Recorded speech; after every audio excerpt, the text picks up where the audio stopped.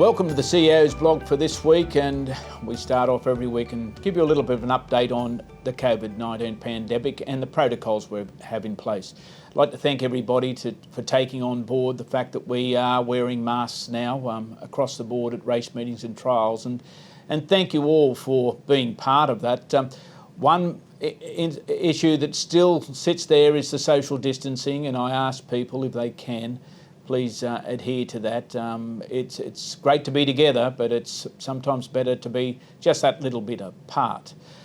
Regionalisation is still on the agenda. The boundaries are still causing concern. But if you wish to change regions, there is the opportunity to do so. So I suggest you contact either Grant Adams or Michael Prentice and have a look at what's available for you and possibly take advantage of that.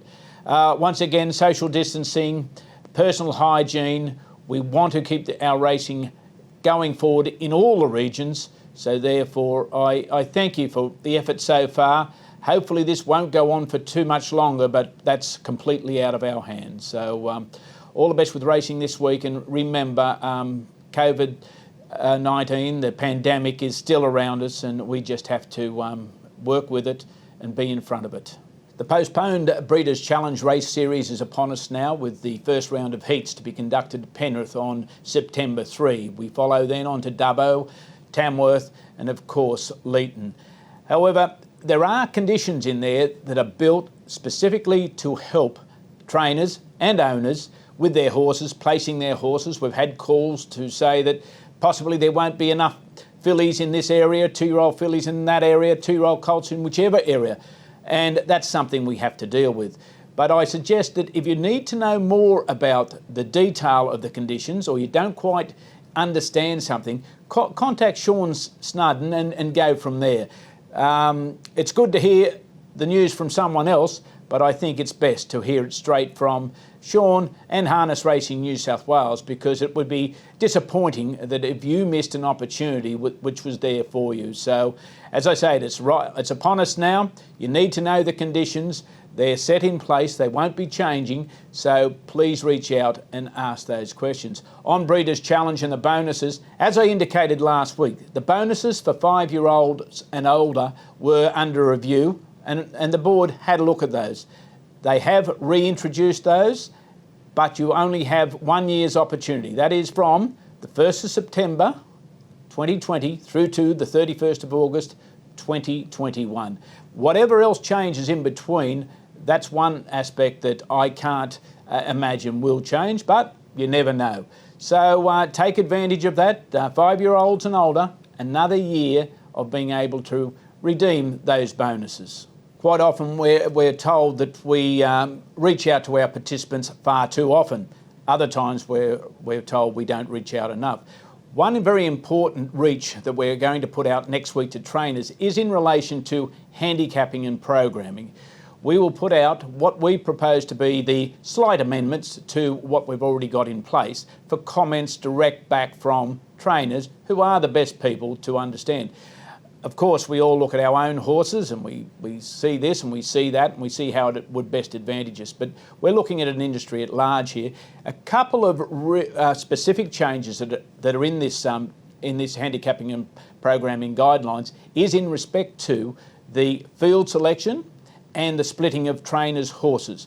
That's an important one. It's contentious from both sides of the argument, but that is one. The opportunities for fillies and mares is also there, but more importantly probably is the programming, and the idea is to provide back to clubs and their own local area the programming of the race meetings. Of course there'll be guidelines around that and certain parameters, but it's there. So please come back when you receive the guidelines next week and make a comment where you think it will assist the industry at large. More than likely, most drivers and trainers have seen the vision that's on the harness.org website with regard to the new whip rules. Slight modifications, yes, but necessary modifications as we work through expectations of the general public and society. With the whips, though, I must make it very, very clear there will be no need for any driver, any trainer to go out and purchase a new whip. There's some confusion out there, probably created by the administrators, that's us, Harness Racing Australia, whoever it might be. But be very open about this. There's no need at this time to go out and purchase a new whip.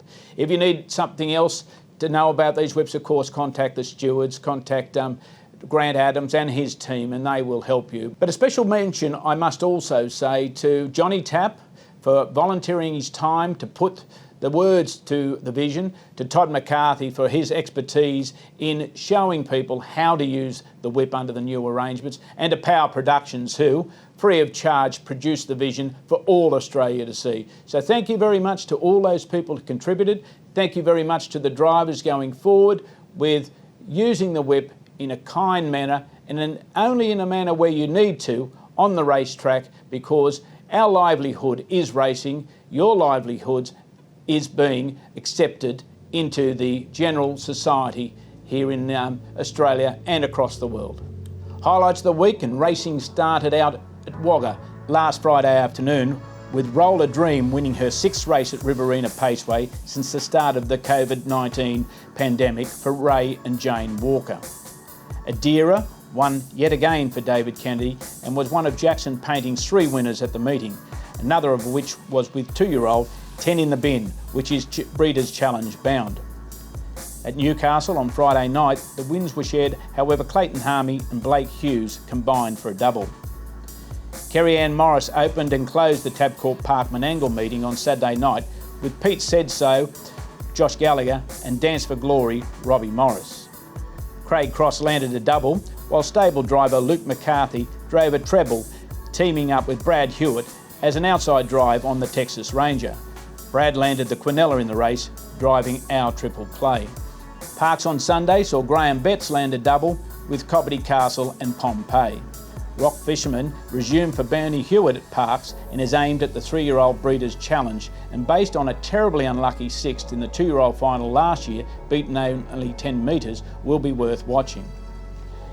At Newcastle on Monday, Blake Hughes drove 3 winners and Brad Elder and Tom Ison 2 each, whilst Clayton Harmey trained a treble and Mark Callaghan had 2 winners and was the only other driver to win on the day. At Menangle on Tuesday, doubles were taken out by Craig Cross, Kerry-Ann Morris, Luke McCarthy and Robbie Morris. Leeton on Tuesday night, there were 8 different trainers and only Jackson Painting landed a double with Georgie Martin and Artistic Trouble. Matt Rue had a winning night at Bathurst on Wednesday with a training treble with Blue Ivy, Authoritative and 408, and a driving treble with Blue Ivy again, 408 and Right Time. On the Breeders' Challenge front, the well-bred's 2-year-old St Julian was an impressive winner for Steve Turnbull and Greg and Mandy Target on the night. And to close the week at Penrith last night, there were 8 different winning trainers and only Todd McCarthy driving a double. It was also really great to see John Bazzerio winning the Australian Pacing Gold Graduates Pace at Albion Park last Saturday night, with He's Sweet handled by Dean Sinofkis. John was experiencing a dry run this year during his annual Queensland visit up until the win, but I was assured the dry run was only on the racetrack. He's Sweet is by promising stallion He's Watching, who will be standing at stud for Luke Primmer this year in Young. And to close, it's pleasing to note that the race fall at Leeton, where 3 drivers were tipped out, all transported away from the track, the injuries are very few. What we have is Lenny Clements with a broken rib, Amanda Dean with some abrasions and bruising, and a little bit of trouble walking, but nothing too serious there. And of course, Todd Prest, who is shaken up but doing well.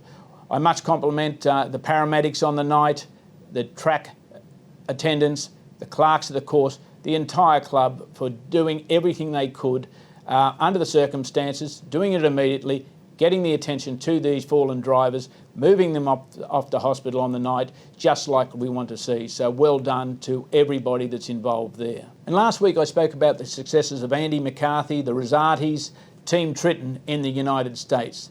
Well, this week I want to wish on behalf of all the fraternity a fond bon voyage to Sheridan Gallagher. Sheridan is on her great adventure to the United States. Sheridan, the sister of Josh and Mackenzie and daughter of Felicity, and our dear late friend Damien, starts her scholarship with William Carey University in Mississippi.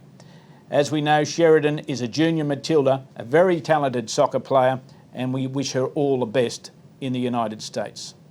Foals are being born around New South Wales as the breeding season really starts to kick off. And this photograph has been submitted by the team at Yirribee Stud, their first foal of the season. A colt by Warrawee Needy from American Zozo, who I am already predicting has a great future on the racetrack, and with 4 white socks will be a standout if Rod and Die can part with him. Send in your photographs of your foals each week and we'll see whether we can feature them. That's the blog for this week. What a wonderful week we've had. What a great week we can have in front of us. Keep up the good work with the social distancing, with wearing the mask. Think harness racing first and have all the successes you dream of.